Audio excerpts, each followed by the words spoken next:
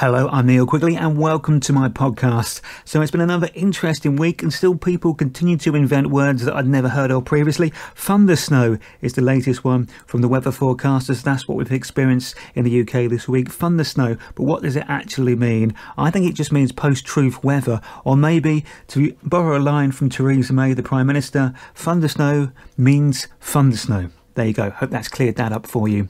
Donald Trump made his first speech as president-elect and it went, well, swimmingly, I thought. I don't know if you saw it, but it all seemed to go fine. There was no issues with the press whatsoever. All seemed perfectly fine. Does seem to do most of his talking via Twitter nowadays, which I think's an interesting way to lead a country. So far, to my knowledge, the only presidents who have been assassinated were Abraham Lincoln, who was shot in a theatre, and of course John F. Kennedy, who was assassinated by a man stood on a grassy knoll. Now, I'm not wishing bad on anybody, but don't you think it would be a bit ironic if Donald Trump did get shot by a Mexican hiding behind a wall? So staying with America and the presidency, at the moment we're seeing the farewells of President Obama and the First Lady Michelle Obama, and the plans are in place for President Trump's inauguration. One of the acts that President Trump desperately wanted to play when he was welcomed to the role of president in America was Bruce Springsteen. Bruce has flatly refused. It's not happening. Apparently rumours are that Trump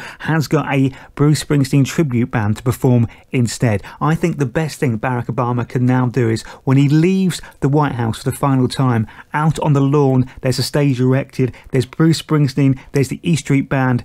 As Obama walks out of the White House the last time, the band that Donald Trump really wanted to play his inauguration, they're there playing Glory Days as the president walks away. That would be perfect, I think. Last weekend, it was the Golden Globes, the precursor to the Oscars, and La La Land cleaned up. It seems like that is going to do absolute amazing business at the Oscars. Also, the BAFTA nominations were announced, and La La Land is up for quite a few awards there. La La Land. With Donald Trump becoming president, I think that might be the new name we all use for America anyway. So Sky had made a Michael Jackson programme telling a story about a very small part of his life. That's now been cancelled, apparently due to the fact that his daughter Paris thought it was very, very offensive and very, very badly and nastily done. I haven't seen any of the clips of it. I'm not even sure what story was being represented, but I did see one still from it, and I don't know how, but somehow the picture I saw, he looked a lot more like Wurzel Gummidge than he did Michael Jackson. Sad news this week with the passing of former England manager Graham Taylor. I had the pleasure of meeting him once at Oxford United for a pre-season friendly. He brought his Aston Villa team down there and he came to do the press conference after the game. Could not have been nicer. So friendly, so chatty, had time for everybody. Such a lovely top bloke and will be sadly missed. Nice to have Ed Sheeran back. He went on a gap year, what seemed to be quite a wild and crazy year. The sort of gap year you wish you'd have had when you were a student if you had a couple of £1 million in the bank. I think that does enhance your gap year, especially if you can hang about with showbiz friends while you're having it as well. It makes it slightly better. He did suffer a war wound during his time off, of course, getting a scar on his cheek, supposedly thanks to a knighting ceremony that went wrong at a party with Princess Beatrice. Absolutely fantastic. I mean, that is a story to tell your grandkids, isn't it?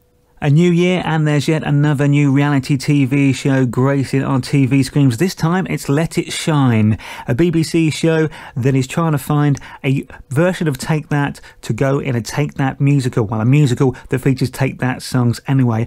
On the show so far, we've seen Gary Barlow, who plays a very prominent part in it. Also, we've had there the other two current members of Take That, Mark Owen and Howard Donald. I expect at some point, probably towards the end of the series, Robbie Williams will make an appearance. That does leave one person missing from that lineup, and I really do think at some point during the rehearsal process, Jason Orange will turn up as one of the contestants. I was delighted to see Ken Dodd honoured in the New Year's Honours List from the Queen, getting a knighthood at last. Sir Ken Dodd, very much deserved. An amazing, amazing comedian and performer. He's been doing it years, and the energy he's got from a man of his age, the amount of stories I've heard, is he'll turn up at theatre, and his shows, 3, 4, 5 hours, they just keep going. He'll just keep going. As long as an audience will sit there and laugh, he'll go forever. Many a times of the people who own the theatres literally chucked him the keys and told him to lock up when he's finished, because he'll just stay there all night. Fantastic. Well done, Ken. Congratulations on your knighthood. If you're self-employed at the moment and busy doing your tax returns to get them in by the end of the month, just remember the phrase "tax doesn't have to be taxing" was probably invented by the billionaires who own some of the national newspapers and live overseas. Thanks very much for listening to the Neil Quigley podcast. That's it from me this time around. I'll be back with more soon. Have fun. Thanks very much.